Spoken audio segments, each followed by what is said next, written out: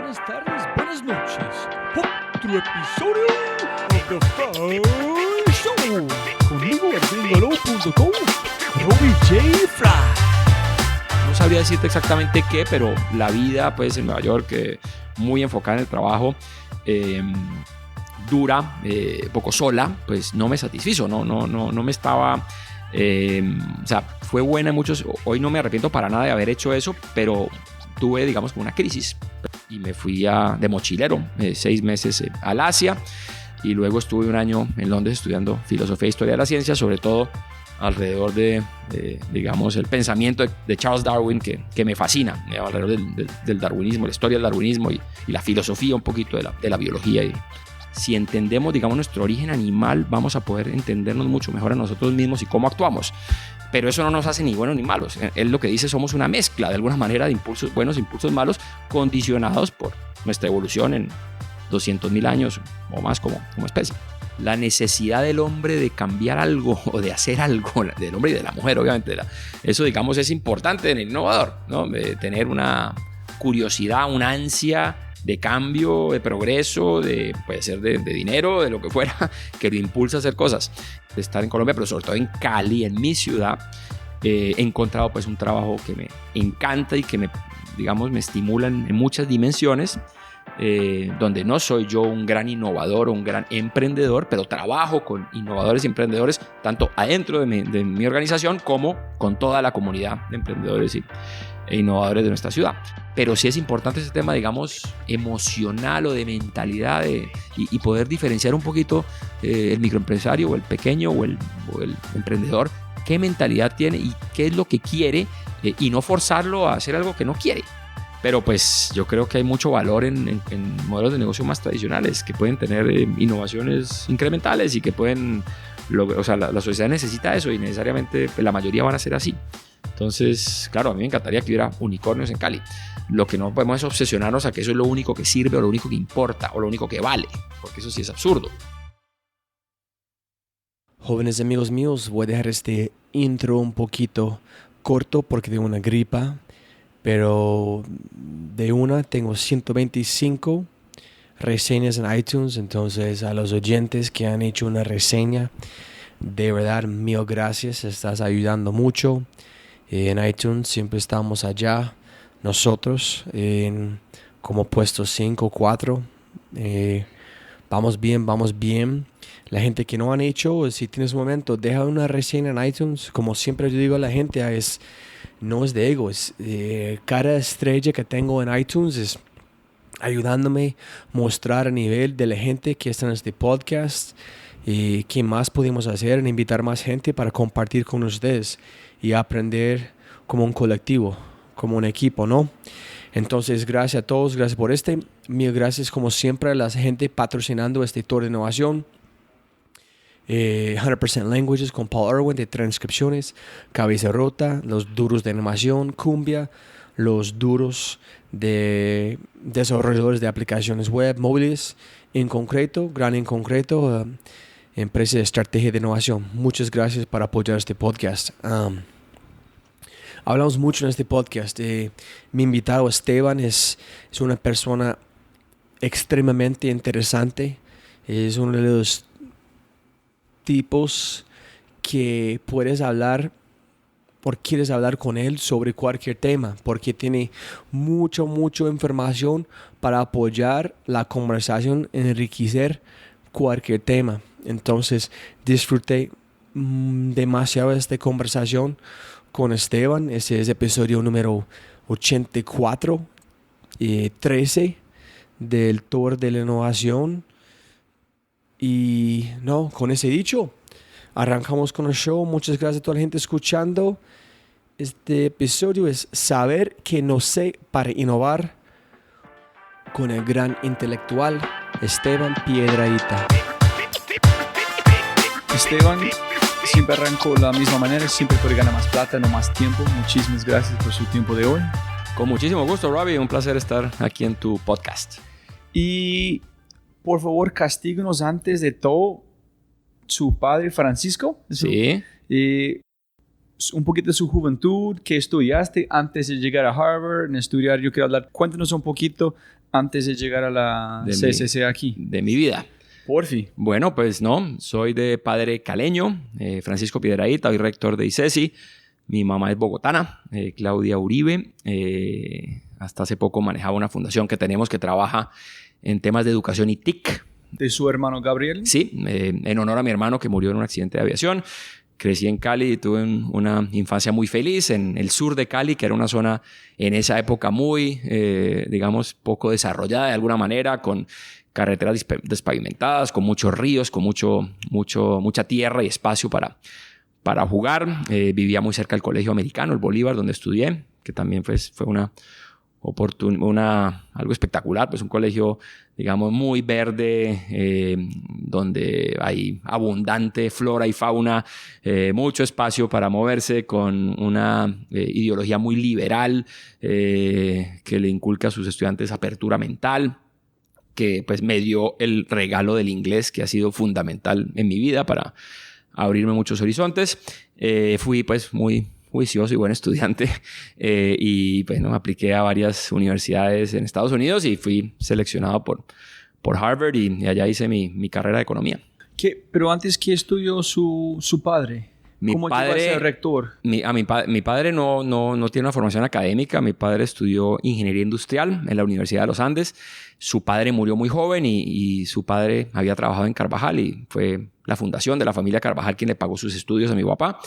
Fue muy buen estudiante y luego se ganó una beca en Pittsburgh para estudiar una maestría en ingeniería industrial en Operations Research, y luego trabajó en el sector. Mi papá ha tenido 2 empleadores en su vida: Carvajal, que es una gran empresa vallecaucana, la primera multilatina de Colombia, además pues con unos accionistas ejemplares y con un impacto social pues, de décadas muy importante en esta región, y luego estuvo ahí más de 25 años, y su segundo trabajo ha sido con ICESI, donde lleva más de 20 años, y pues recibió una universidad muy pequeña, y hoy es digamos una institución universitaria que hoy es una verdadera universidad con ciencias naturales, medicina, ciencias sociales, artes, aparte pues de diferentes profesiones.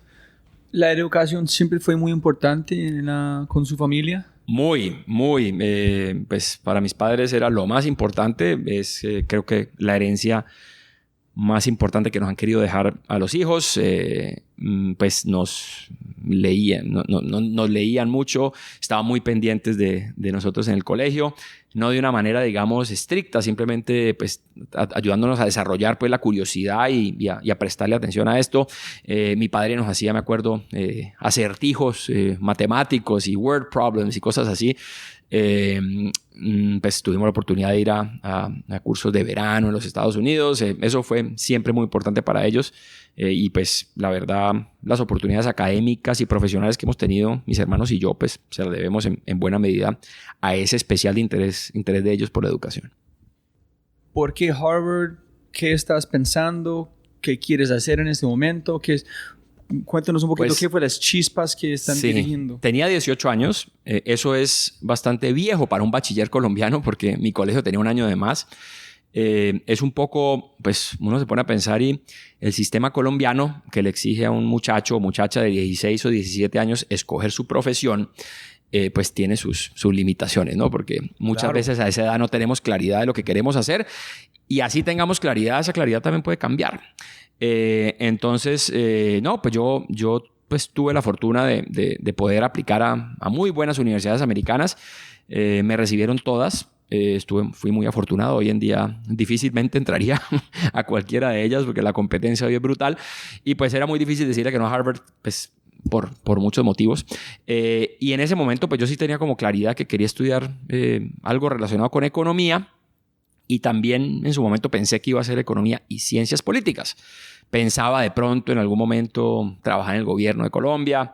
Pues era. ¿Pero por qué? Quizás más ¿por qué? No, pues la verdad me llamaba la atención los asuntos públicos, me llamaban la atención los asuntos de mi país, y entender más de economía. No sabía mucho lo que era la economía, la verdad. Y creo que fue, bueno, aparte de que la universidad te da mucha flexibilidad para ver otras materias, fue muy afortunado escoger la economía porque tiene una combinación entre las ciencias, digamos, duras, por así decirlo, que me interesan, digamos, y las cifras y los números, con las humanidades, la condición humana, ¿no? La condición social que me interesan también. Entonces, creo que fue una excelente elección de la que no me arrepiento nada. La economía me ha dado un mundo de herramientas, no tanto, pues, sí, como heurísticas o de conceptuales más que muy estrictamente técnicas para entender un mundo de cosas de la vida y ha sido pues muy interesante para mí. Pronto pues decidí que solo iba a estudiar economía y cuando me gradué, como la mayoría o como muchos de quienes estudiaron conmigo, pues mirábamos carreras en Wall Street, en banca de inversión o en consultoría. Y bueno, me fui a trabajar con Salomon Brothers en Nueva York. ¿Y cuándo estudiaste la filosofía de ciencia y por qué? Sí, eso fue varios años después. De alguna manera, pues sucedieron muchas cosas. Mi trabajo pues en Nueva York, la verdad, aunque fue enriquecedor en ciertas cosas, pues no cumplió algunas de mis expectativas, digamos. ¿Qué? Cuéntame, porque la otra muchacha, Ana Barrera, ella está trabajando en Lehman Brothers. Sí. Hasta el punto que fue quebrado. Sí. Y dijo que sí, chévere, inventando, innovando productos para gente que tiene más plata para más plata, pero fue un hueco, un sentido que no hay sentido para mí. Entonces, finalmente volver a Colombia en llegar a tener un impacto social con su mundo de economía y finanzas. Entonces, ¿qué fue para vos? No, a ver, para mí estar en Salomon me permitió conocer grandes amigos y personas, digamos, muy capaces, interesantes, me dio herramientas. Yo no entiendo, pues en mi carrera de economía era bastante conceptual, no era muy, digamos, por así decirlo, práctica. Había tomado una clase de finanzas corporativas, ahí aprendí de valoración, aprendí cosas que han sido muy, muy relevantes en mi vida, y pues, ¿no? De presentación, de manejo de información, etcétera.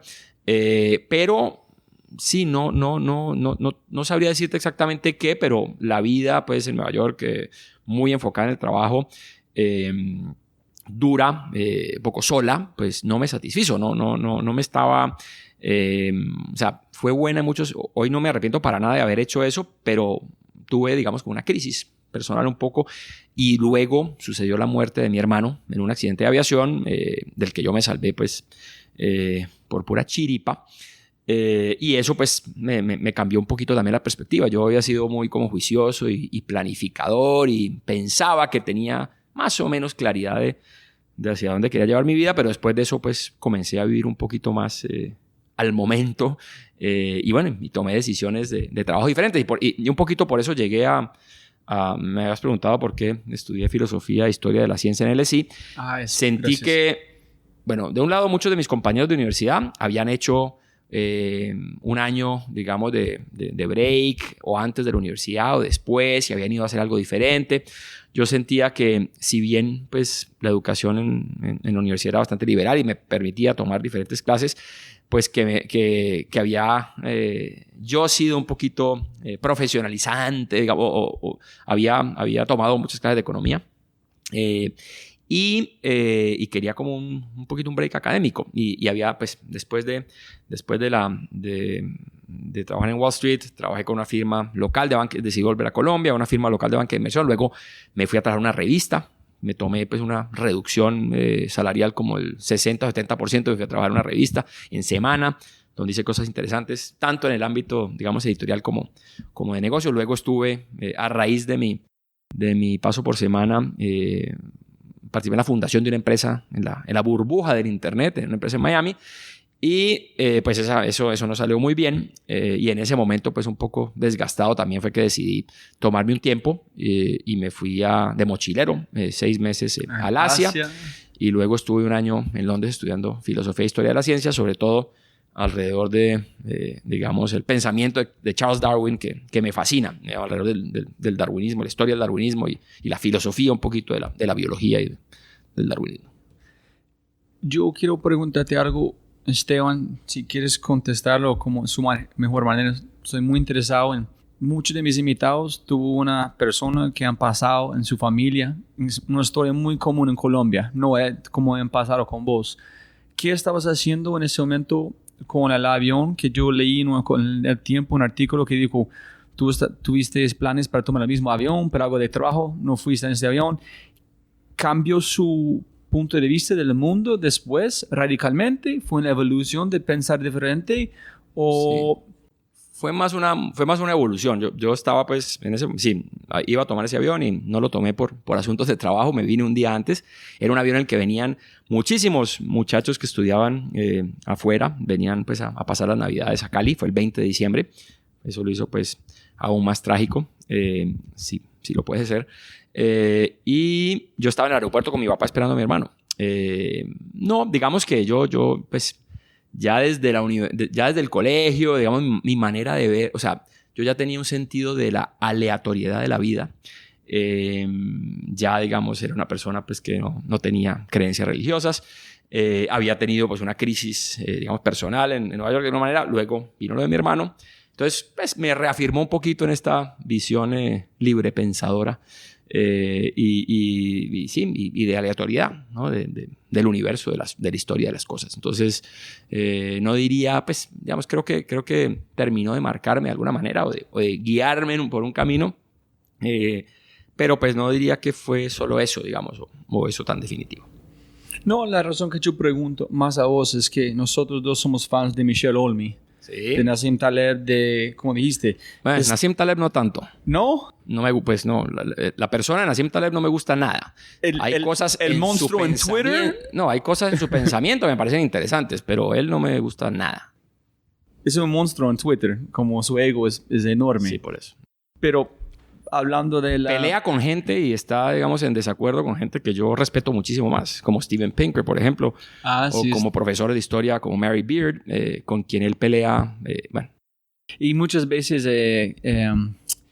no estoy diciendo que eso no signifique que tenga insights interesantes. Para nada, ¿Cómo se llama? Tiene un ego brutal. Sam Harris siempre está preguntando a él para hacer un debate, pero nunca han hecho. Entonces, sí. Pero más allá, yo veo el mundo como tú dijiste, aleatorio, como si tú vas a ver una molécula moviendo en algo, tú piensas que tiene una dirección, pero no solamente es randomness. Hay mucha aleatoriedad. Pero yo quiero saber, ¿qué aprendiste de estudiar filosofía? Si te gusta estoicismo, ese tipo de cosas, porque uno es... No. El avión, sí, pero la probabilidad, algo van a pasar un momento, es mi interpretación del evento, no el evento que yo tengo control. Entonces yo quiero, ¿qué aprendiste de este? No, mira, pues dos de los pensadores que más me gustan son Darwin y Adam Smith. Y precisamente, digamos, la potencia del pensamiento de ellos es que muestran cómo se puede generar orden a partir del caos y el desorden, ¿no? Sin que haya un gran diseñador, ¿no? Sin que haya, digamos, un creador o digamos, una fuerza superior organizando las cosas.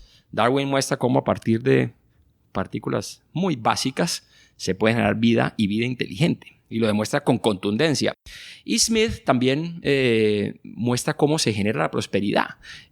La gente no se pone de acuerdo para generar prosperidad. Son transacciones individuales entre individuos buscando muchas veces su propio interés, que no los hace egoístas, es diferente, que generan prosperidad. Entonces, pues, digamos, todas las nociones primitivas, digamos, Renacimiento, pre-Ilustración, son la vida está organizada, ¿no? Por una fuerza superior que la condiciona, digamos, y que nos pone donde estamos hoy, o ya, digamos, en otras lecturas de la economía, hay que planearla centralmente para que funcione mejor, y estas personas, pues, muestran cómo a partir de algunos elementos muy básicos se pueden generar grandes cosas y se puede ir contra, digamos, la segunda ley de la termodinámica que dice que todo va, digamos, hacia el frío o hacia el desorden, y pueden generar ecosistemas riquísimos, especies muy sofisticadas o ecosistemas económicos, firmas, ¿no? Que hacen cosas extraordinarias. Entonces, esos son dos de mis pensadores de cabecera porque demuestran que la mano invisible opera en la naturaleza y opera en el mercado. Y claro, eso no significa que todo lo que, pues como lo decía Darwin, no significa que todo lo que produzca la evolución es bueno, ni que todo lo que produzca el mercado es bueno. No, aquí esto no tiene un tema ético. Esto simplemente es una realidad. Entonces, pues hay intervenciones muy válidas en el mercado. El mercado se equivoca, pero es muy potente y existe casi que espontáneamente y solo. Lo mismo en la biología. Darwin no... El hecho de que, digamos, hubiera entre comillas, el más fuerte o el más adaptado sobreviviera, eso no de ninguna medida significa que uno tiene que buscar que eso suceda siempre o perjudicar al que no está mejor adaptado o que eso tenga, digamos, o que el más adaptado sea mejor. Es solo mejor en el sentido que se reproduce más, no es éticamente superior, ¿no? Que fueron, pues, digamos, el uso muy rudimentario y equivocado que hicieron de pronto Nietzsche o el nazismo de algunas de las teorías de Darwin, ¿no? O el darwinismo social, que es una gran estupidez con la que Darwin jamás hubiera estado de acuerdo. Darwin sí decía una frase famosa: el que entienda al macaco o al simio hará más por la metafísica, es él por la filosofía que Locke. Él decía, si entendemos, digamos, nuestro origen animal, vamos a poder entendernos mucho mejor a nosotros mismos y cómo actuamos. Pero eso no nos hace ni buenos ni malos. Él lo que dice, somos una mezcla, de alguna manera, de impulsos buenos, impulsos malos, condicionados por nuestra evolución en 200.000 años o más como especie. ¿Tú eres un fan de Richard Dawkins? Muy. El libro que cambió mi vida es The Selfish Gene. Este libro conecta muchos puntos para mí. Uno es, también Charlie Munger dijo que Adam Smith tiene que leer este libro para poner un modelo mental de estructura de economía. Si tienes este libro, puedes conectar muchos puntos. Yo debo confesar que he leído pedazos de Darwin y pedazos de Smith. No me los he leído todos, debería. He oído podcasts sobre Adam Smith, por ejemplo, de la BBC, muy buenos, pero he leído a mucha de la gente, digamos, que pues, Dawkins, Pinker, etcétera, Gould incluso, que están parados sobre los hombros de Darwin y pues, no sé, Hayek a veces, o personas que trabajan o que escriben sobre economía, que también, pues, uno que me encanta es Ricardo Hausmann, un venezolano brillante, pues, muy, digamos, en la línea de Smith. Para mí la mejor parte de Darwin es su historia. ¿Cuánto tiempo demoró en la época que hizo su historia con su padre? Es como para mí es en creatividad, innovación, emprendedor, todo allá el origen con este man en el tiempo de moro para este. Bueno, primero, a diferencia de tu amigo Taleb, era una persona absolutamente modesta y humilde. Era una persona como Hume, que es otro gigante escocés, sí. O como Adam Smith. Eran personas, digamos, modestas, ¿no? Que no tenían grandes pretensiones ni se creían mejor ni más inteligentes que los demás. Darwin tuvo un insight brillante y se lo guardó varias décadas, en parte porque pues, vivía en una sociedad victoriana conservadora, estaba casado con la hija de un gran empresario muy religioso de la familia Wedgwood, de la cerámica, y fue hasta que Arthur Russell Wallace, que era, digamos, un científico aventurero, estaba en Indonesia o en Borneo, en algún lugar de Malasia, tuvo un insight similar de cómo podía suceder la generación de nuevas especies y cómo se podían, digamos, ir naturalmente y de manera no controlada ni guiada, generándose especies de una manera más sofisticada y mayor diversidad, ¿no? por selección natural. Y fue en ese momento que le escribe a Darwin, porque él sabía pues, que Darwin era una autoridad, a pesar de que Darwin nunca había publicado. Le escribe y ahí Darwin, muy generoso, tenía su libro ya preparado del origen de las especies y lo publica con, digamos, la carta de Wallace. Publica ambas cosas.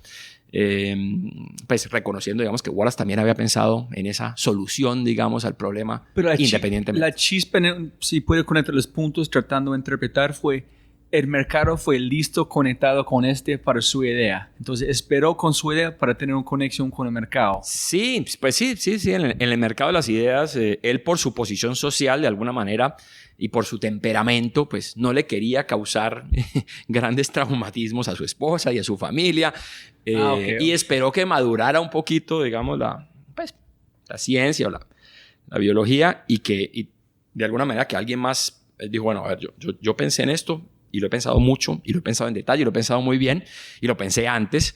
No he querido publicar, pero bueno, ya que alguien lo va a publicar o que alguien ya lo sacó a la luz, pues yo también haré lo propio y ya tengo mi libro aquí preparado. Incluso su primera edición es de una manera más radical o más, por así decirlo, pura que las otras ediciones, porque en las siguientes ediciones modifica un poquito su teoría, poquito para darle gusto a la oposición, que ¿no? Cuando dijeron pues, que el hombre y el mono teníamos ancestros comunes, pues para la mayoría eso fue pues algo bastante indignante, y bueno, él hizo algunas modificaciones a ediciones posteriores de su libro, pero bueno, yo creo que nadie que haya vivido nos ha dado más herramientas para entender la condición humana que Darwin. No, para nada. En mi opinión. Desde este punto, Nueva York, otra empresa, ¿cómo llegaste a la Cámara de Comercio aquí en Cali? Y la razón que yo pregunto es, siempre admiro gente como vos, y yo necesito entender por mi audiencia que es, hay mucha gente en mi podcast que pueden trabajar en muchos lugares diferentes, pueden ganar $, pueden entrar en otras empresas, pero vuelven a su tierra, vuelven a Colombia. Para mí es más importante si queremos construir este país. Necesitamos más gente que conocen cosas afuera, envuelven con su conocimiento para mejorar qué estamos haciendo. ¿Por qué veniste? Pues, yo no sé si soy una especie de millennial prematuro o fuera de mi generación, porque hoy me mandaste unas preguntas como para preparar la conversación, y una de ellas era ¿qué falla has cometido de la que has aprendido o algo que parecía una falla? Y pues lo que es muy cierto es que yo, así como mi papá ha tenido 2 empleadores en su vida, yo he tenido muchos trabajos, la mayoría no han durado mucho y han sido en ámbitos totalmente diferentes, sector público, sector privado, sector diplomático, los medios, emprendedor, he hecho un mundo de cosas y eso pues no estaba planeado para nada. Creo, pues a veces digo, si yo hubiera seguido pues no sé, a un PhD en economía y si fuera un experto en tal, o si hubiera seguido en la banca de inversión, pues seguramente hoy tendría un patrimonio mucho más alto del que tengo, o qué sé yo. Pero pues digamos en ese random walk un poquito, camino un poquito aleatorio por la vida, pues creo que me ha también dado un mundo de cosas y pues digamos la decisión más sobre la que me preguntas después de dar muchas vueltas es la decisión de estar en Colombia, pero sobre todo en Cali, en mi ciudad. He encontrado pues un trabajo que me encanta y que me estimula en muchas dimensiones, donde no soy yo un gran innovador o un gran emprendedor, pero trabajo con innovadores y emprendedores tanto adentro de mi organización como con toda la comunidad de emprendedores e innovadores de nuestra ciudad. Pero a ver, pues no sé, creo que encontré, digamos, como un lugar muy bueno para alguien que... Yo también soy una especie medio en vías de extinción, porque soy generalista, ¿no? He estudiado pues la filosofía y la historia de la ciencia y la economía y he trabajado en muchas cosas. Para mí no sería de pronto tan fácil conseguir un trabajo para el que se requiere, digamos, una experiencia muy profunda y de muchos años en un tema particular. Entonces soy por este camino un poquito pues aleatorio, digamos, profesional, pues creo que me considero un generalista. Eso hasta hace poco se veía un poquito mal quizás, pero creo que ahora pues con los robots siendo tan fuertes en las especializaciones, pues los generalistas tendremos más juego. Sí, mucho más. Parecía hace unos años que ser generalista estaba mandado a recoger. Pero sí, pues no, yo yo estuve en el gobierno del presidente Uribe, en el segundo gobierno, los últimos meses en planeación nacional, los últimos 15 meses. Luego de eso pensé que tenía unos amigos muy capaces argentinos que hacen negocios en el sector de gas y hidrocarburos. Estábamos en pleno boom de hidrocarburos y yo pensé, bueno, estuve en el gobierno y debo mejorar mi pecunio, debo tratar de buscar hacer alguna mejora en mi patrimonio, voy a ser emprendedor en estos temas. Y eso pues no salió muy bien. Es difícil un poquito en un mercado como el colombiano, un poquito oligopólico y un poquito restrictivo en esos temas. Y en medio de eso surgió la oportunidad de volver a Cali y ayudarle a la persona que estaba lanzándose para ser alcalde, Rodrigo Guerrero, en 2011. Y volví, trabajé con él un tiempo y luego se apareció la posibilidad de estar en la Cámara donde llevo 5 años. Es mi trabajo más largo hasta ahora y sin duda el que me ha hecho más feliz. ¿En serio? Sí, ¿por qué? Sin duda. Pues, ¿qué has encontrado aquí que en todos los otros cargos no han encontrado? Sentido y pues uno puede encontrar sentido y como tener el sentido cerca, ¿no? Porque aquí, pues si uno está en Bogotá, en el gobierno, uno hace cosas de gran impacto, pero pues a veces el sentido está como lejano, ¿no? Aquí estamos, digamos, muy imbricados con el tejido empresarial, con las micro, las pequeñas, las medianas, las grandes empresas en diferentes etapas, en diferentes sectores, tratando de entregarles cosas de valor, tratando de impactar sobre su mentalidad para que se crean el cuento de que pueden hacer mejor las cosas, grandes cosas. He logrado construir un equipo, atraer un equipo de lujo que siempre me hace quedar bien. Y yo creo que pues estábamos bastante atrasados en temas de desarrollo empresarial y productivo en la región, por ejemplo, frente a Antioquia, frente a Bogotá, y hemos logrado sentar las bases y tener, digamos, como los principios de un ecosistema de emprendimiento moderno, un ecosistema de innovación moderno, una suite de herramientas para el crecimiento empresarial atractivas, interesantes, con aliados. Trabajamos muy bien con el sector público, con el sector fundacional, con entidades multilaterales. Hemos cambiado un poco el discurso. ¿No? Ahorita antes del podcast hablábamos del éxito de Cali a mediados de los años 20, después la crisis y cómo eso afectó a la mentalidad y nos volvimos acomplejados y hemos ido recuperando, digamos, y viendo las fortalezas que tenemos, ¿no? Somos una ciudad y una región con muchas fortalezas y riquezas y tenemos que creérnoslo. Entonces, esto me permite ser un poco vocero de mi ciudad, me permite trabajar con gente de primera, estar cerca, digamos, a los empresarios, conocer historias extraordinarias de gente que hace cosas extraordinarias, equipos de personas que hacen cosas extraordinarias con ánimo de lucro o sin ánimo de lucro. Estar pues hacerle un seguimiento muy cercano a las cifras de mi ciudad y de mi región y de mi país que me encantan, participar en discusiones interesantes y pues tener un buen grado de libertad, que es muy importante. Súper. Y durante ese es separado, un segue, Sí. durante ese tiempo, Se permite el Spanglish en este podcast. como quieres. Cuando se invente la traducción de podcast, abandonamos nosotros el Yo no sé Spanglish. qué es la palabra segue en español. ¿Qué es? Divulgación. Una diversión. No. Sí, distracción, puede ser, o diversión. Antes de olvido, tienes que hablar un día, si puedes, con un hombre que se llama Jorge Zuluaga, astrofísico Okay. en Medellín. Sí. Piensa muy similar a vos, pero el astrofísico tiene otro nivel de IQ. yo soy, Trataré de entenderlo. yo soy un morcilla en 4 dimensiones. Es de cómo explican. Entonces es un experto en divulgar información muy complicada. Entonces, pero Okay. ¿cómo encontraste vino? Porque yo en mi última vida estaba un mesero 15 años. Entonces en San Luis Obispo, Sí. en Napa Valley. Entonces Okay. yo Uy, qué traigo envidia. muchos sommeliers, como conozco mucho de vino.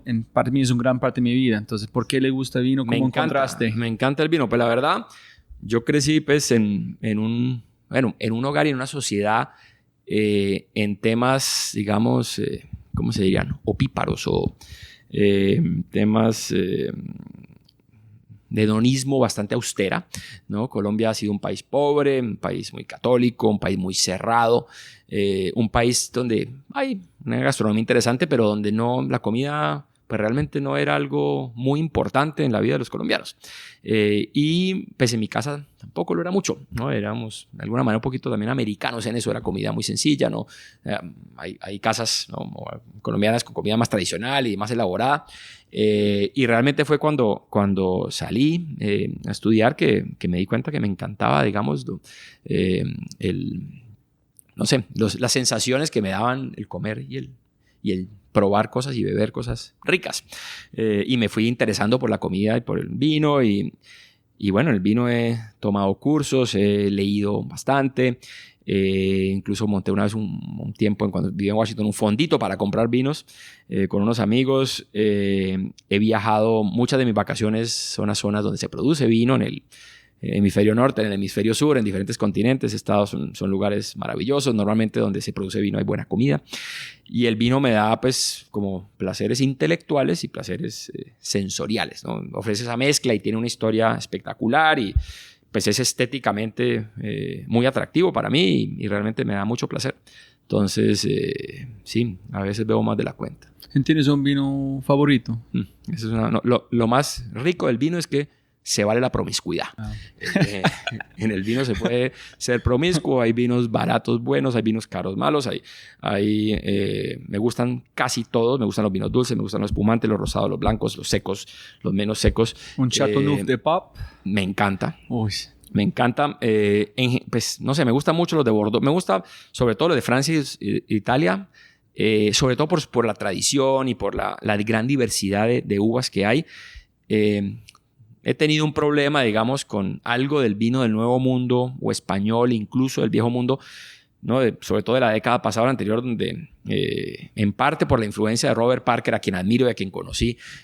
¿Yo conociste también? Sí. No, y él fue muy crítico porque, digamos, el estándar del vino europeo había bajado de alguna manera, pero de alguna manera sus gustos llevaron a que muchos productores, digamos, el péndulo se fuera de recoger las uvas verdes y de no pararle demasiada atención a lo que sucede en el viñedo, de pronto no pararle demasiada atención a lo que sucedía en la higiene en la bodega, a un extremo, digamos, quizás de demasiada intervención sobre el vino, de demasiada madurez en la uva, de vinos muy alcohólicos, muy fuertes, con mucho roble, que no me gustan. Por eso a veces tengo problemas con el vino español, o con el vino argentino, o con el vino australiano o de California, sí, con los blancos, con los chardonnays de California. Pero, por fortuna, digamos, ese péndulo ha vuelto como a un justo medio.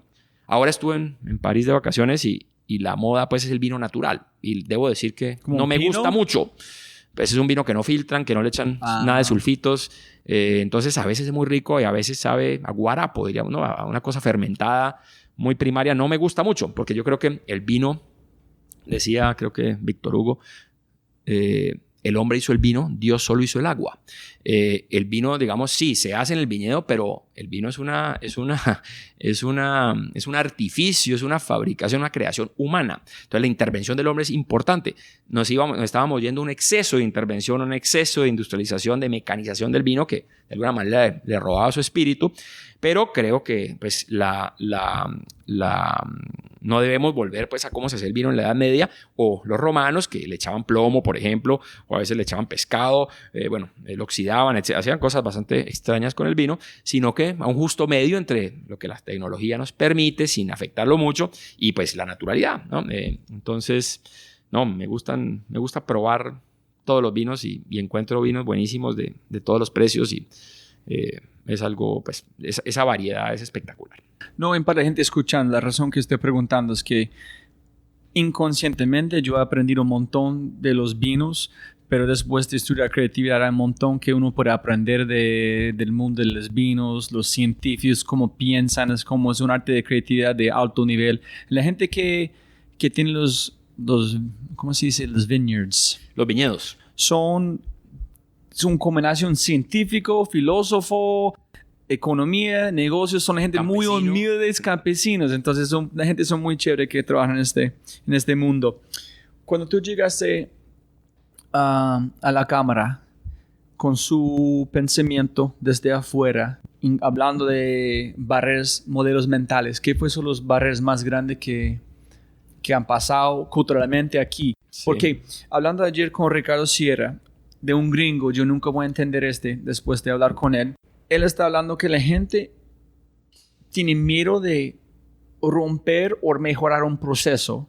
Si un proceso es terrible, es como quitando mucho tiempo, tenemos que quitarlo. La gente no van a quitarlo, no van a pensar diferente, porque si quitan el proceso, quitan su trabajo. Entonces la gente no quiere cambiar porque miedo de su trabajo. Es una cosa muy colombiana, no gringo. Pues yo diría que es una cosa muy humana. Puede, digamos, que en Estados Unidos el cambio sea más constante. Por ejemplo, en Estados Unidos la gente normalmente no vive en la ciudad donde nació, se mueve por todas partes, los vínculos familiares son más débiles, es un mercado muy dinámico, hay muy poca protección al trabajador, entonces hay que ser, digamos, la gente se mueve mucho y eso de pronto les hace un poco más adaptables al cambio, pero a muchos de los humanos no nos gusta el cambio. Cuando yo llegué a la Cámara, pues primero yo no conocía mucho de las cámaras de comercio. Una de las reflexiones que hago hoy es que si pudiera volver a Planeación Nacional, donde estuve pues no tanto tiempo, le hubiera prestado más atención al tema del desarrollo empresarial y hubiera usado más a las cámaras de comercio para desplegar, digamos, estrategias potentes de desarrollo empresarial en el territorio. Y en ese momento... ¿Cómo así? Pues me parece que las cámaras de comercio son el aliado del gobierno para trabajar en innovación, para trabajar en productividad, para trabajar en emprendimiento, para trabajar en clusters. Las cámaras de comercio son 57 en el país, cercanas a los empresarios, financiadas por los empresarios, con capacidades, con recursos, y a veces pues han sido un poco dispersas. Te hablo del caso de Cali. En el caso de Cali, la Cámara tiene más de 100 años, eso casi 110, eso en nuestra sociedad la hace bastante venerable. Ha sido muy importante en muchísimos momentos de la ciudad de Cali, y en los momentos más aciagos o más oscuros, pues era el reemplazo del Estado, ¿no? Hablaban de una alcaldía cívica. se ocupaba de muchas cosas que el Estado no hacía, que el Estado local. Cuando yo llegué ya eso estaba cambiando porque habíamos pues, mejorado la institucionalidad local. Cali y el Valle tuvieron unas grandes crisis institucionales a fines de los 90s digamos ya se estaba fortaleciendo un poquito la capacidad del Estado local. Entonces, gracias a eso y gracias a que tuve pues una muy buena, tuvimos el equipo aquí, la Junta, muy buen consultor, Eduardo Salazar, que había trabajado, Upside Consulting? que había trabajado con otras cámaras. Él nos ayudó a decir, muchachos, porque yo cuando llegué yo no tenía una agenda demasiado clara de lo que quería hacer con la cámara, para ser francos, porque no conocía muy bien lo que hacían las cámaras. Él nos ayudó a decir, bueno, hagamos la apuesta por el desarrollo empresarial. Primero es como lo natural, somos cámaras de comercio cercanas a los empresarios, conocemos a los empresarios, tratamos con ellos, nos financian ellos. Segundo, eso no existe en el territorio. En Cali y el Valle en ese momento no había ni Secretaría de Desarrollo Económico departamental ni municipal, y no había ni una agencia pues, de desarrollo empresarial. Pues era evidente que si seguíamos en tantos, por así decirlo, negocios sectores, pues nuestro impacto se diluía. Entonces decidimos hacer una apuesta fuerte por el desarrollo empresarial. Tuvimos que abandonar algunas iniciativas cívicas, todas muy valiosas, que hemos seguido apoyando, pero no encargándonos de ellas. Una cosa es pues, dar un recurso para apoyar algún festival cultural o demás, y otra cosa es ejecutarlo uno. Decidimos que lo que íbamos a ejecutar nosotros tenía que estar alineado con esta misión de desarrollo empresarial, con el convencimiento de que el camino es inevitable. El camino a la prosperidad pasa inevitablemente por el camino del crecimiento empresarial, por la prosperidad empresarial. Si no hay más empresas, si no hay mejores empresas, si no hay empresas más grandes, si las empresas no crecen, no hay prosperidad. Eso pues no es sino mirar a Venezuela, que acabó con su tejido empresarial, para ver lo que eso significa, ¿no? Hambre, miseria, nada funciona. Las empresas son los mejores solucionadores de problemas, de la mayoría de los problemas que tiene el mundo. Solucionan problemas, ¿no? De alimentación, de transporte, de entretenimiento, etcétera, etcétera. Entonces, aquí pues tomamos la decisión de apostar por eso. Hemos ido sofisticando, digamos, aprendiendo de qué herramientas, de qué es valioso para los emprendedores, comunicándonos de otra manera con ellos, acercando con los empresarios, micro, pequeños. Nuevamente, no nos interesa el tamaño. Es importante entender que son distintos y tratarlos de manera distinta, y tratamos de ofrecer algo interesante para todos, en diferentes etapas, de diferentes sectores, de diferentes tamaños, de diferentes vocaciones, y de ser relevantes para ellos. Esa es, digamos, nuestra angustia diaria, obsesión diaria, es la única manera de que podamos subsistir como cámara, que además pues, manejamos un monopolio del Estado, que es el registro, es entregándole valor a la sociedad. Y entendemos que la palanca más potente que tenemos nosotros para entregar valores, influir sobre el tejido empresarial para que crezca, se diversifique y genere más prosperidad. ¿Y qué cosas específicamente ustedes identificaron que, oye, tenemos que cambiar tenemos que implementar tenemos que intentar Porque es una cosa que tú estás hablando. Modelos mentales para mí en Colombia son completamente diferentes. Pero si tú puedes cambiarlo, no hay un techo. Sí. Pero la barrera más grande en Colombia para mí es mostrar a la gente que son más capaces que ellos piensan. Porque aquí no es aptitud, es actitud en total. Correcto. No, nosotros pues teníamos un poquito un espíritu, una cultura un poco más cercana al sector público. Porque operamos un servicio público que es el registro mercantil, y éramos pues un lugar donde la gente ha permanecido por muchísimos años, un poquito, digamos, cultural, una cultura un poquito estática, un poquito, pues sí, más del sector público. Y lo que hemos querido es, si vamos a trabajar con el sector empresarial, pues tenemos que parecernos a lo mejor del sector empresarial. Tenemos que ser innovadores, tenemos que hacer rendición de cuentas, tenemos que medirnos, tenemos que tener mejor servicio, tenemos que tener mejor tecnología, tenemos que tener mejores aliados que nos complementen con recursos, con conocimiento, tenemos que tener una meritocracia fuerte, digamos, en cómo escogemos la gente, atraer nuevos talentos que piensen diferente. Entonces, pues sí, cambiar un poquito el paradigma de que esto es una entidad que maneja el registro y luego hace unas inversiones un poquito sociales, a decir, no, aquí somos una agencia de desarrollo empresarial y vamos a enfocarnos en entregarle valor al empresario en diversos ámbitos y vamos a hacer también un laboratorio de qué funciona y qué no funciona. Vamos a aprender de lo que han hecho otras ciudades, vamos a aprender de lo que hacen otras instituciones, vamos a trabajar en alianza, no vamos a buscar reemplazar al Estado ni vamos a buscar, digamos, meternos en el campo de otras instituciones que hacen las cosas bien. Al revés, al enfocarnos permitimos que otras entidades cívicas florezcan y creo que hemos cambiado muchos paradigmas. Es difícil como... yo sé que cuando hicimos el ejercicio de consultoría miramos paradigmas que se podían romper, pero en este momento no lo recuerdo bien, pero pues creo que sí ha habido como un cambio de mentalidad, de apertura, de cercanía, sí, cambio de estructura. Abandonamos ciertos, no, hicimos renuncias, éramos muy activos en el ámbito cultural, en ámbitos ambientales, dijimos no, lo nuestro es el desarrollo empresarial, hay otras entidades que pueden hacer eso mejor que nosotros y las hemos fortalecido y acompañado. Entonces no, ese ejercicio de estrategia fue fundamental, nos dio mucha claridad. Por supuesto, pues hay ajustes que se hacen en el camino, a la estrategia también los hemos hecho, pero pues fue para mí me iluminó un poquito el camino hacia donde pensaba yo que debíamos ir. El equipo lo compartió y pues fuimos también modificando el equipo para que todos estuviéramos en la misma página y la Junta también lo compartió y lo ha apoyado. Entonces hemos logrado pues algo que yo creo que es bastante, pues en relativamente poco tiempo, un poco menos de 5 años, lograr pues unos primeros resultados que creo que son alentadores. Hay una pregunta que tengo en un papel que yo envié hablando de principios en propósito. Se parece que cuando tú dijiste, llegaste, listo, yo no entiendo ¿cómo hacemos? ¿Qué opinas? Hablamos juntos en encontrar las empresas. Allá es mi propósito, allá es mi enfoque, allá es mi estrategia, en todo conectan allá, pero sin este propósito puede ser aleatorio, pero no en la mejor manera, en la peor manera. Entonces, ¿qué es tu opinión? ¿Tener un propósito?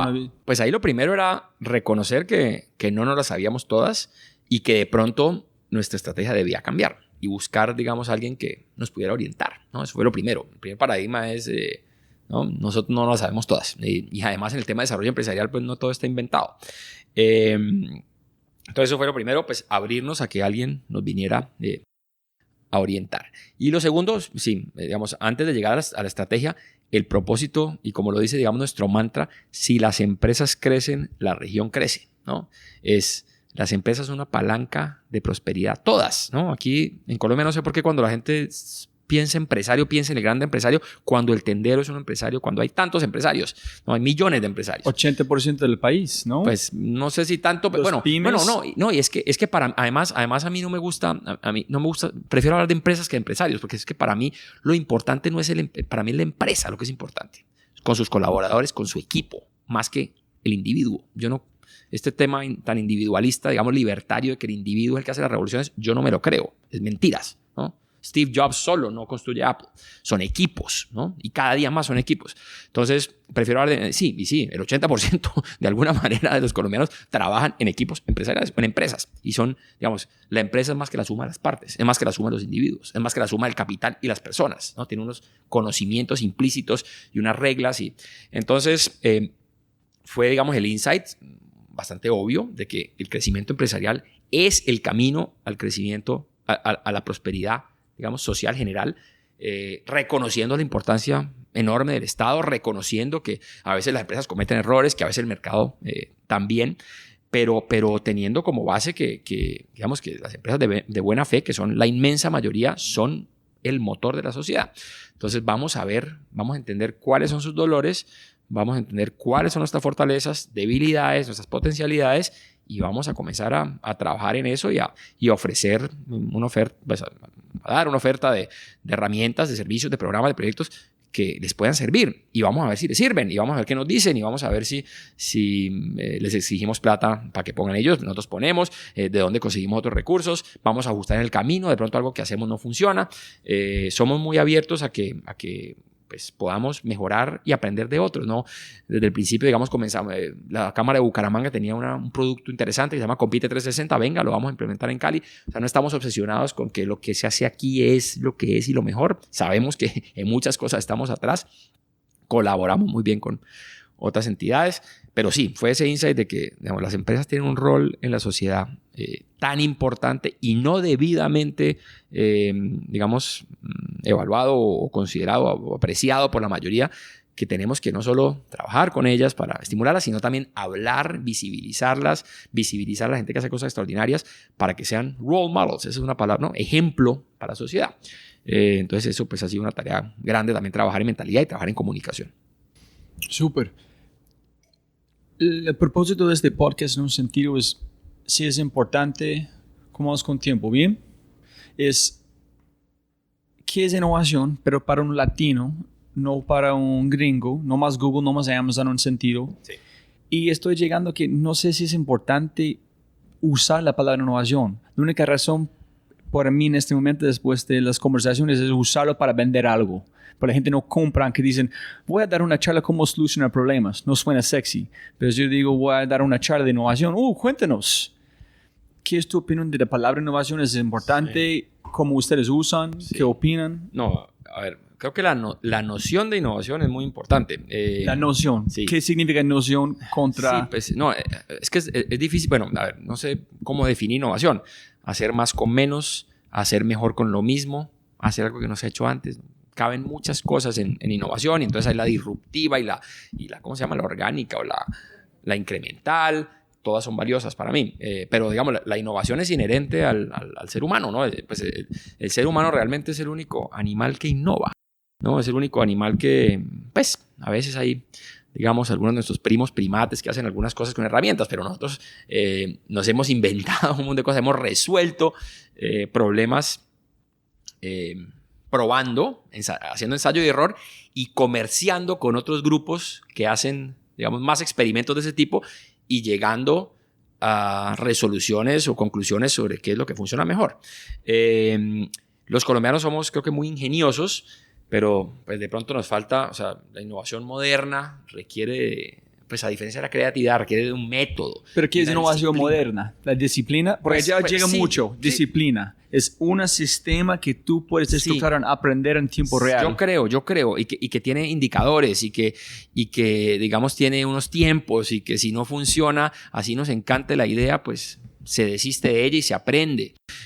Creo que tiene un elemento de... Aquí tenemos un programa que se llama Sistemas de Innovación que... O sea, sabemos que los colombianos son ingeniosos, sabemos que nuestras empresas hacen cosas interesantes, sabemos que innovan todos los días, pero pensamos que hay que meterle un barniz, por lo menos una estructura de orden, de metodología, que se puede aprender, se puede sistematizar para que por lo menos mitiguen ciertos riesgos que tiene la innovación, por lo menos para que los aprendizajes, si sale mal, los puedan recoger rápidamente y aprovechar.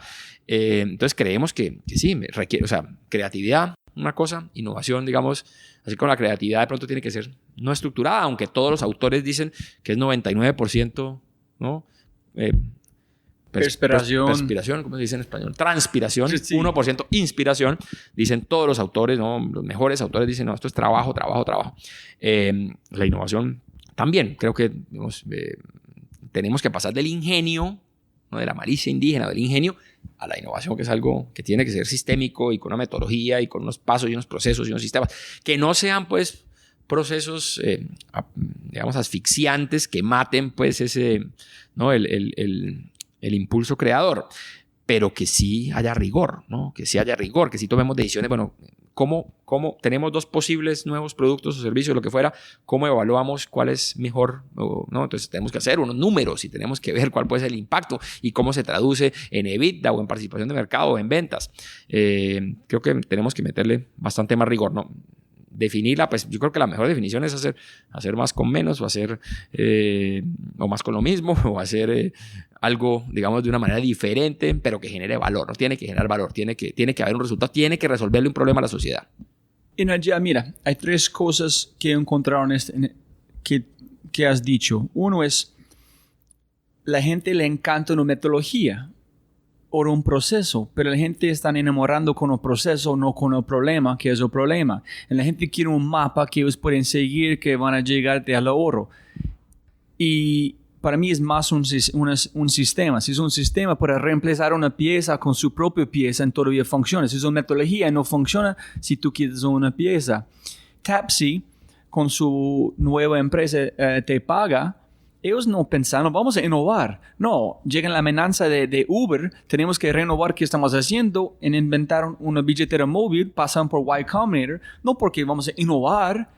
Este palabra nunca llegaron a ellos, nunca fue en la conversación. ¿Qué vamos a hacer para no morir en construir algo que podemos cambiar el futuro de América Latina? En ellos pasan por Y Combinator sin la palabra innovación, pero estás innovando. Entonces, correcto.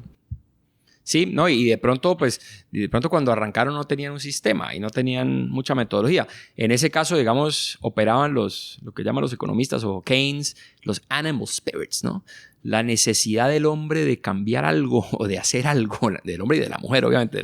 Eso, digamos, es importante en el innovador, ¿no? De tener una curiosidad, una ansia de cambio, de progreso, puede ser de dinero, de lo que fuera, que lo impulsa a hacer cosas.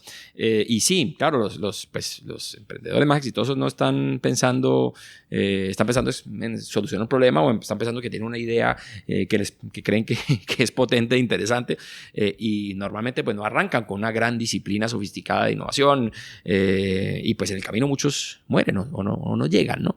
Pero sí, hay algo ahí pues como en todo, ¿no? La razón es esclava de los sentimientos.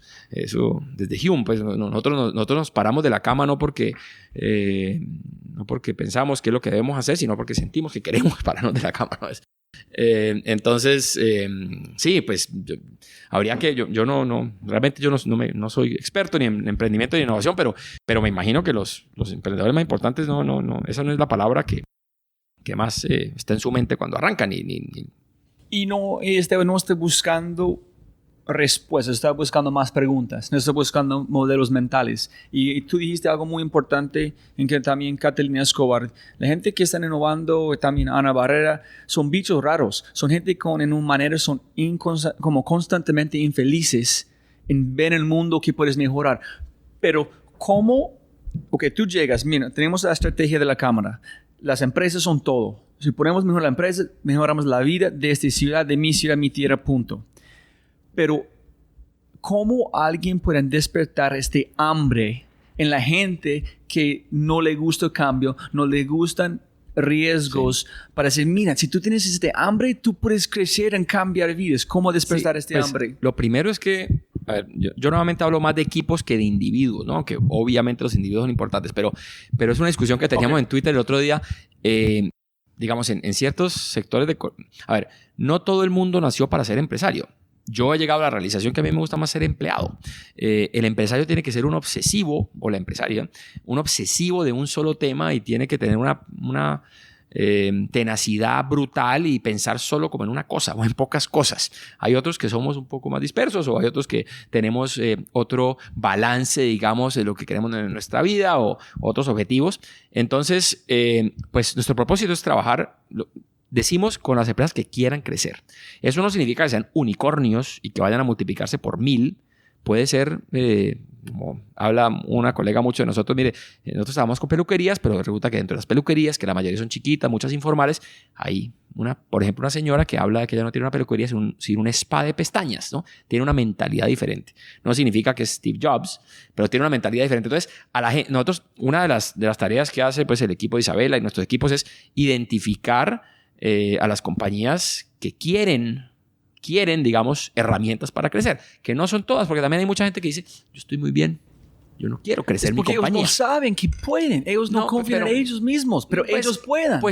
Pero puede no ser un tema de confianza, puede ser una decisión. Es que si yo estoy bien y yo no quiero trabajar 24 horas al día y yo no quiero correr más riesgos y yo no quiero apostar más de mi capital, pues, digamos, no es una obligación crecer, digamos.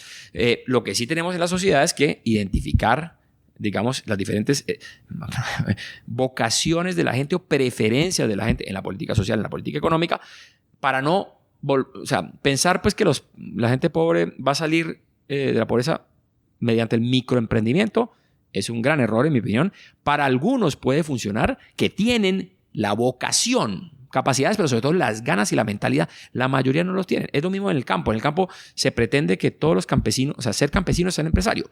Un campesino, digamos, tiene su tierra, produce algo, está, digamos, al vaivén del clima, al vaivén de los precios del mercado, de los precios de sus insumos. Es un empresario. Los campesinos son empresarios, ¿no?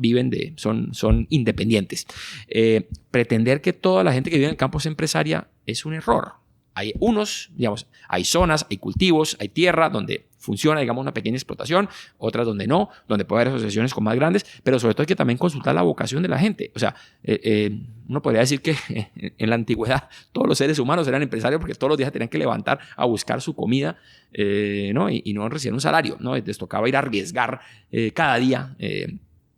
Entonces, yo creo que hay que diferenciar un poquito, ir encontrando, eso puede ser por autoselección, por convocatoria, las empresas que tienen más vocación de crecer y trabajar con ellas. No significa no trabajar con las otras en temas de productividad, pero no todas las empresas son iguales, ni todo el mundo, ni hay que pretender que todo el mundo sea emprendedor, ni microemprendedor, pero sí es importante ese tema, digamos, emocional o de mentalidad y poder diferenciar un poquito el microempresario o el pequeño o el emprendedor, qué mentalidad tiene y qué es lo que quiere, y no forzarlo a hacer algo que no quiere, no forzarlo a tomar riesgos que no quiere, o no forzarlo sino de pronto llevarlo, impulsarlo, y a los que tienen más voluntad, pues ahí sí enfocarse en ello. Y por eso, de alguna manera, pues nosotros en la Cámara de Cali hay más de 90,000 unidades económicas registradas, pues no vamos a poder trabajar con todas.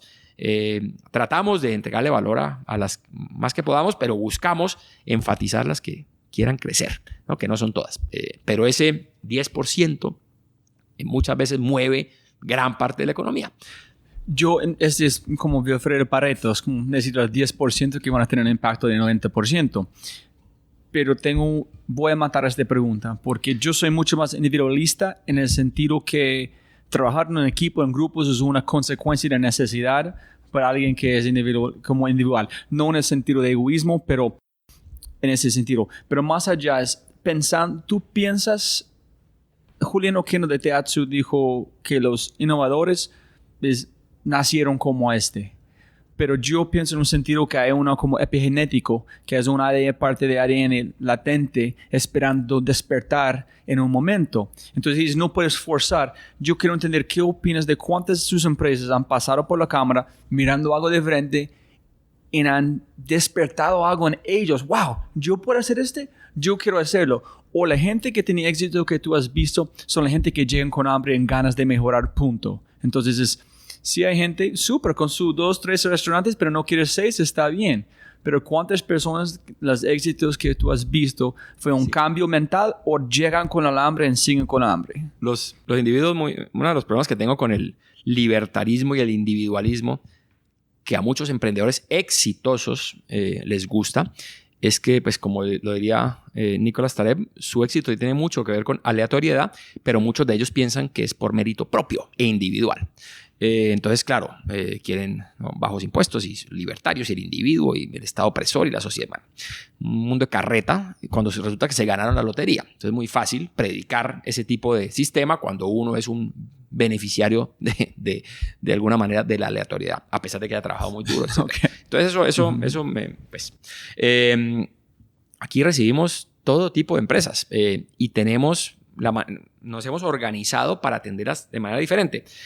En la dirección que maneja Isabel Echeverri, que es de emprendimiento e innovación, en emprendimiento sobre todo buscamos empresas que muchas veces son el 1% del total. Digamos, nuestro mercado ahí es relativamente reducido. Son emprendimientos relativamente jóvenes, con potencial de crecimiento y sobre todo con mentalidad. Entonces a esos los atendemos de una manera. Pero tenemos con empresas grandes muchas veces trabajamos con foco de cadena, de clúster, o les ofrecemos programas de innovación.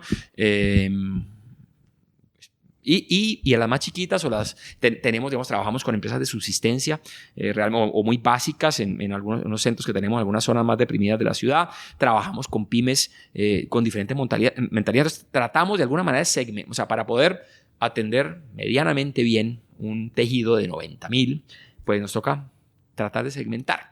Y encontramos de todo. Encontramos en todas hay empresas grandes muy cómodas, hay empresas chiquitas cómodas, micros cómodas, y hay empresas curiosas de todos los tamaños y en todas las etapas y con ansias de hacer cosas diferentes. Entonces la clave es hablar, entenderlos y poder ofrecerles algo que sea valioso para ellos. Y no, claro, está trabajando en la mentalidad. Pues sí hay, o sea, yo estoy de acuerdo contigo en que la mentalidad de una colectiva puede cambiar. O sea, podemos guiar un poco, mover algo, digamos, el zeitgeist, el espíritu del tiempo, digamos, para que en general el tejido sea más innovador o más arriesgado, más arrojado. Eso no significa que mueves a todas, pero puedes mover un porcentaje que está, digamos, como en la mitad.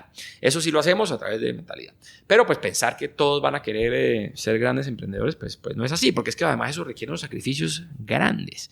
Entonces, pues creo que pues, la respuesta que tenemos es tratar de segmentar lo mejor posible. A veces nos equivocamos, no tenemos pues todos los programas que quisiéramos tener, quizás para todo tipo de empresas, pero tratamos de ubicarlas en donde creemos que les puede servir. Por ejemplo, con las muy micro, a veces enfatizamos la empleabilidad. De pronto es mejor solución para esta persona que tiene una idea de negocio emplearse y ayudarla a emplearse que montar un negocio pues, que de pronto tiene poca posibilidad de éxito y esta persona pues, en una situación muy vulnerable. Y solamente es para mí ir a hablar out loud en voz alta con Andrés de Gutiérrez de Tapsi. Yo pregunté el fracaso más grande que han pasado en su vida en un sentido. En ellos estaban presentando Tapsi en Argentina. Como pensé que Wences Casares estaba allá, en el grupo no sabía. Después la gente hablaron con ellos. Oye, un experto que lanzaron cosas similares con taxis. Y dijeron a ellos, ¿en qué otros países? No, somos en Colombia. No me acuerdo exactamente la historia, pero más o menos fue en este momento ellos realizaron que, hijo y pucha, ¿por qué no pensamos más de Bogotá en Colombia? ¿Por qué solamente estamos pensando? ¿Por qué pusimos esta barrera que no existen en ellos? Entonces él dijo, con T-Paga no vamos a conquistar Colombia, vamos a conquistar América Latina. Entonces, no sé si él siempre tiene las ganas de hacer cosas, el hambre que hablamos. Entonces, esta es una chispa normal por esta persona. O hay más personas de niveles diferentes que, ¿por qué no puede tener 18 restaurantes y no 3? Pero solamente necesitas de chispas para despertar. Mira, pues, claro, para ciertas empresas tiene sentido ir muy rápidamente a otras geografías, ¿no? Sobre todo las que están en la trayectoria, pues si quieren ir más o menos a Nasdaq. Pero en mi experiencia, cuando montamos con unos compañeros, amigos, una empresa de medios, de revista de negocios de Internet en el año 2000, la presión de los inversionistas, primero nos querían dar dinero a toda costa, de manera, en mi opinión, muchas veces irresponsable, pues por ambición, de alguna manera, y dos, querían que estuviéramos en 5 países mañana. Y claro, hay muchas historias de fracaso, estoy seguro, de modelos que se fueron a desplegar antes de estar maduros, antes de estar suficientemente probados a un mundo de mercados. Nosotros fuimos al Brasil, un mercado gigantesco, no hablábamos portugués, a tratar de hacer y eso fue un fracaso, pero digamos, los inversionistas querían estar de primero y estar en todas las geografías, y eso me parece que, claro, a algunos le funciona, pero a muchísimos no. No sé si es un tema de mental, no sé, sí, pues habrá unos hay gente que tiene una mentalidad más imperial, expansionista, gente que la tiene menos, pero para mí no hay recetas allí. Bogotá es un mercado gigantesco, sí hay que mirar. Colombia es un mercado pues, que tiene diferentes ciudades grandes, interesantes. En ciertos temas, pues Bogotá es el Pareto. Pero yo creo que hay que tener, o sea, ese exceso de velocidad también puede ser un desastre. Es decir, te garantizo que la mayoría de las compañías que tratan de hacer eso fracasan. Lo que pasa es que leemos sobre las que no fracasaron, ¿no? Las que lo lograron. Y bueno, se hacen apuestas grandes y de pronto, pues, bueno, perder está bien, pero eso no es una receta necesariamente para todos, y creo que tiene riesgos grandes y culturalmente diferente. En sectores como los taxis, la regulación es muy diferente en todas partes, la cultura es diferente. Entonces, pues sí, hay unos que, bueno, fantástico que se lancen a hacer de todo, pero muchas veces eso no es lo que le conviene a la compañía, y muchas veces así no se construyen compañías para largo plazo, se construyen compañías para venderlas rápido, ¿no? Antes de que ganen plata. Porque alguien quiere el footprint, pero todavía no hay un modelo, todavía no hay ingresos, todavía no hay... Me acuerdo con mi papá que íbamos a montar esta compañía, entonces le mostré como el teaser, y la compañía en el papel valía varios millones de dólares. Y mi papá me decía, ¿pero dónde están los ingresos? Esto no tiene ningún sentido. Sin embargo, los señores de Citibank, los señores de varios fondos, les parecía que tenía todo el sentido del mundo una valoración así, de un papel. Y claro, mi papá tenía la razón. No, y yo pienso en ese momento que estoy más cerquita, porque estoy tratando de construir mi la manera de conectar los puntos en diciembre, y uno en ese momento es pensando exponencial, que es, entonces tiene que identificar contextualmente dónde está la persona en cada salto. Como exponencial, la visión a futuro es mucho más grande. Ese es por qué no pensamos con este. Pero en este momento con Tapsi fue imposible para ellos ver este antes de llegar a este punto. Entonces, cada persona contextualmente dónde están en la conversación arrancar allá posible. Y bueno, la historia de la humanidad no es exponencial. Es más, es sumamente lento. Nos demoramos millones de años en llegar a ser Homo sapiens y después nos llevamos 200.000 años donde básicamente el ingreso por habitante era igual y en los últimos 200 hemos tenido un crecimiento orgánico interesante. Ahora nos plantean que el mundo se va a volver exponencial, que viene una revolución, que las máquinas y los seres humanos nos vamos a mezclar y eso será otra cosa. Pero este pensamiento exponencial, yo no leo libros de negocios, no me interesa, no me agradan, me gusta leer otras cosas. Entonces veo mucho hype, unicornios, crecimiento exponencial, un mundo de palabras ahí como, pues, no sé, que seguramente tienen utilidad para cierta gente, pero que no son dogmas y que tenemos que aterrizarlas un poquito. Son como slogans, ¿no?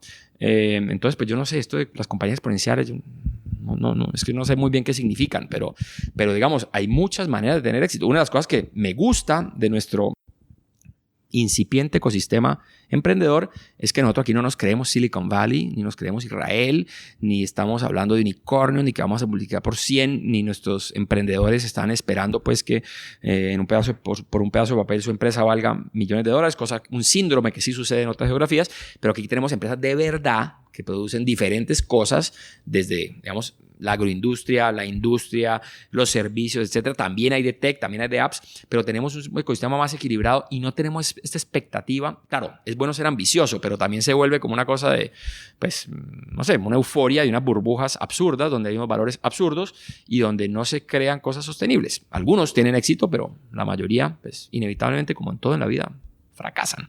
Entonces, no sé, soy un poquito crítico de eso después de haberlo vivido, de haber visto pues la burbuja. O sea, el mundo en ese momento hubo Rapis, se lanzaron Rapis en el 99, en el 2000, en Nueva York.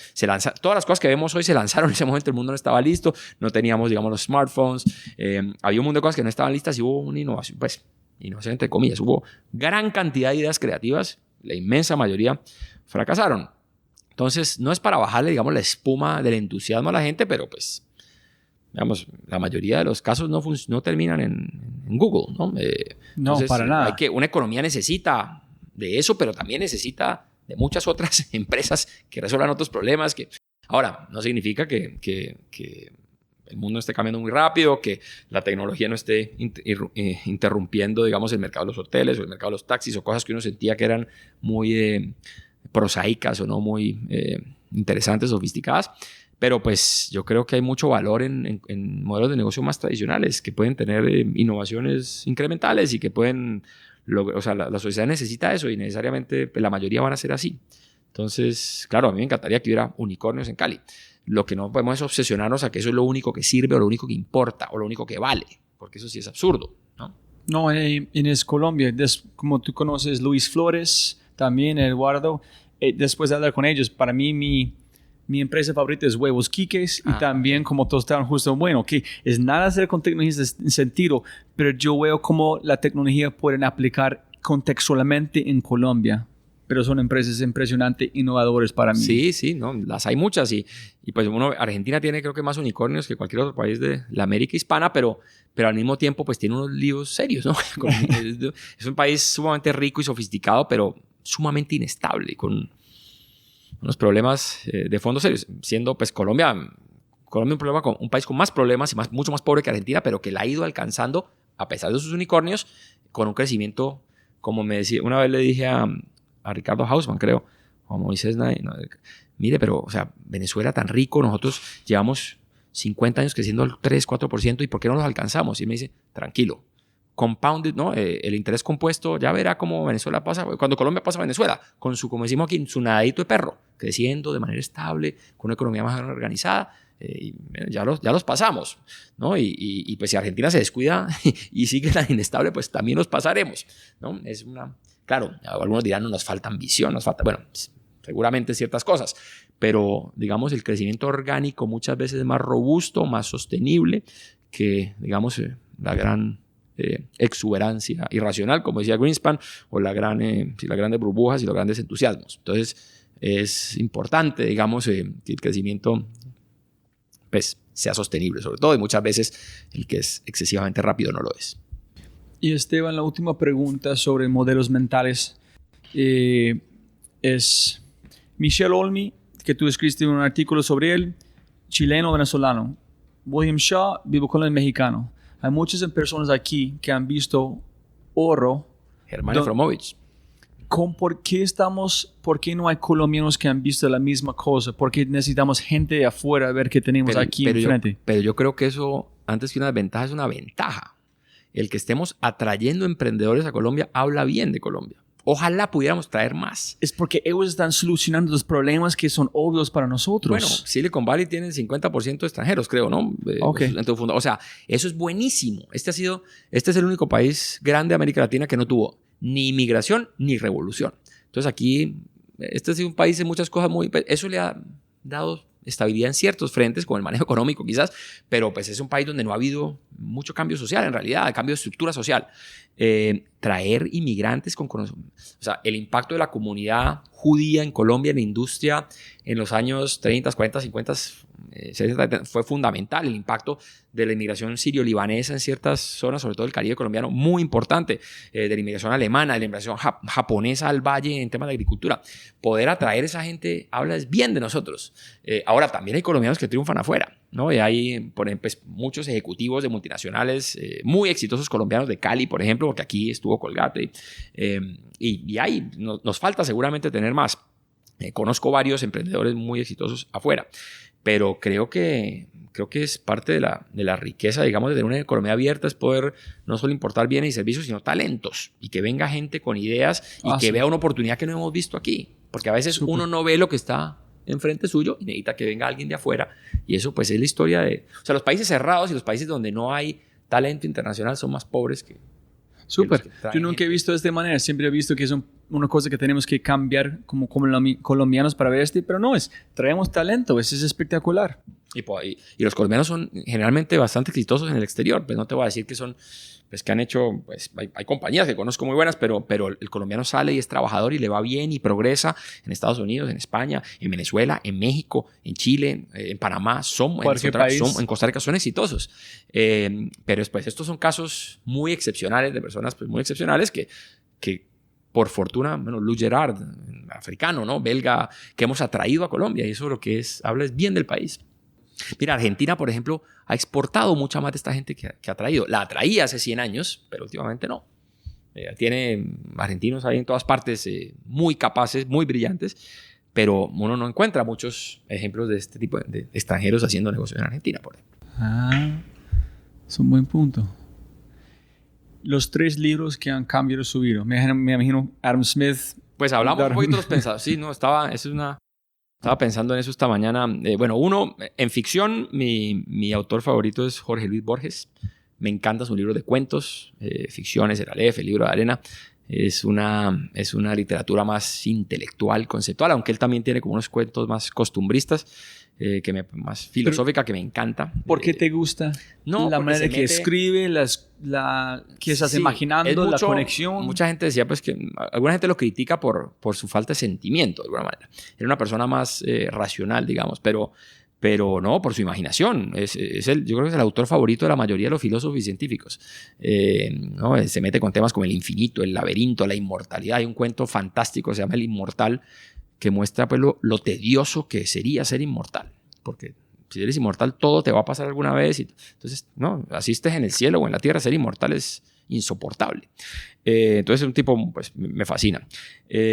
Libros como Guns, Germs and Steel con o Jared Sapiens, Diamond, que le hace como de herederos un poquito del pensamiento de Darwin, o los de Pinker, los de Dawkins, me encantan. Me encanta Humberto Eco, que también me gusta mucho la historia novelada, ¿no? El nombre de la rosa. ¿Te gusta Oliver Sacks? Sí, he leído algunas, he leído más, sí, no he leído tanto de él, pero sí me gusta. Difícil elegir, pero pues recientemente me encantó Sapiens. Y Mucho mejor de Homo Deus, hace un en mi tiempo, opinión. ese no lo he leído. Hace un tiempo leí, pues Guns N' Roses Steel, que ¿no? La pregunta fundamental es ¿por qué los españoles conquistaron el imperio inca y no los incas el imperio español? ¿No? Y es bien interesante porque usa herramientas de la biología, de la geografía, y me gusta bastante. ¿Fracaso más grande que han pasado en el aprendizaje después? No, pues bueno, no sé, he tenido fracasos en el emprendimiento y quizás el aprendizaje principal es que quizás yo no soy un emprendedor y que puedo ser útil para la sociedad en otros ámbitos. ¿Tiene uno específico aquí en Cámara? Fracasos aquí. Uno que, Todavía no tenemos fracasos grandes, pero seguramente los tendremos o seguramente, o no los estoy recordando. Seguro los hay, pero en este momento no. No, está bien.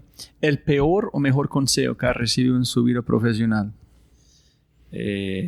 Oscar Wilde decía, yo siempre, I always pass on good advice.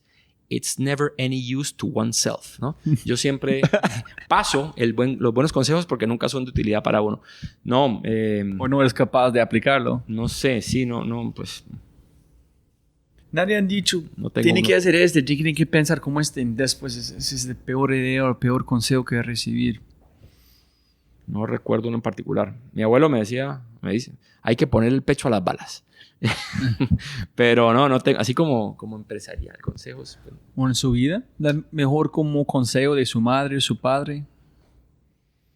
¿Sus profesores? No me acuerdo. Listo, está bien.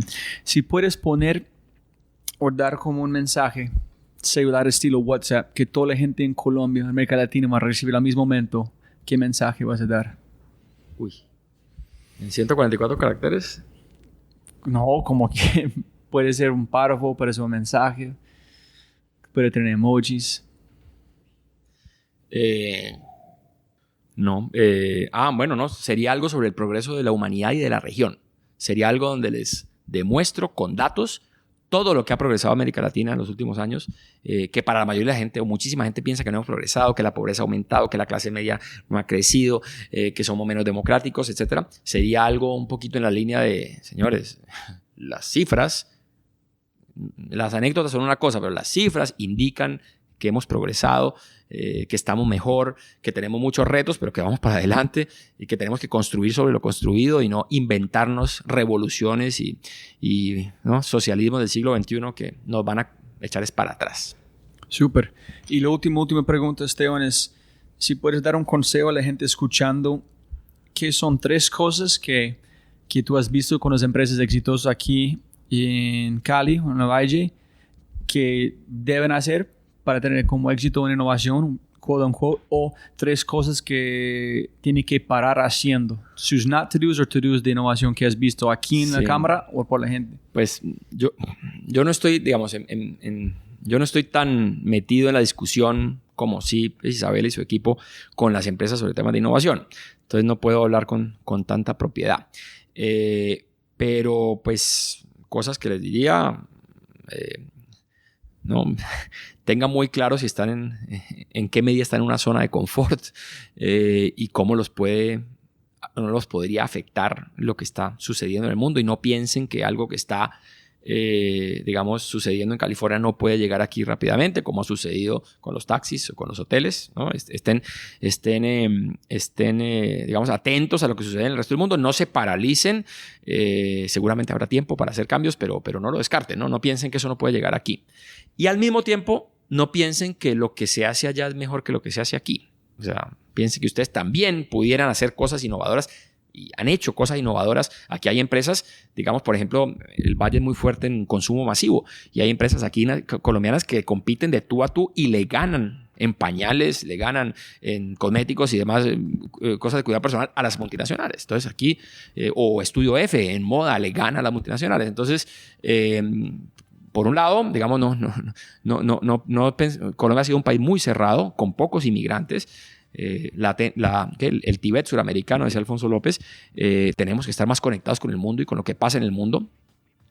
No para tener un poquito de temor sano, pero para No pensemos que las montañas nos van a seguir protegiendo o nos van a proteger para siempre de todo lo que interrumpe el resto del mundo. Pero dos, no pensemos que todo lo de afuera es mejor y que aquí no tenemos cosas muy valiosas y que podemos construir sobre lo que tenemos y hacer cosas innovadoras, así sean incrementales o disruptivas, pero pues valoremos un poco lo propio porque, digamos, la trayectoria de Colombia en los últimos 50 años o más es bastante respetable y bastante positiva, aunque digamos incompleta o insuficiente, pues el progreso ha sido muy notable y ahí ha habido un liderazgo muy importante de las empresas. Listo, Esteban, ¿hay algo que tú quieres mencionar antes de terminamos? ¿Olvidamos de hablar de algo que tú pensaste? Pues seguramente nos olvidamos de mucho, pero en este momento no. Como se me siempre. ocurre. Muchísimas gracias por la oportunidad, Rob. No, como arrancamos siempre para ganar más plata, no más tiempo. De verdad, de corazón, muchísimas gracias, Esteban, por su tiempo. Con mucho gusto.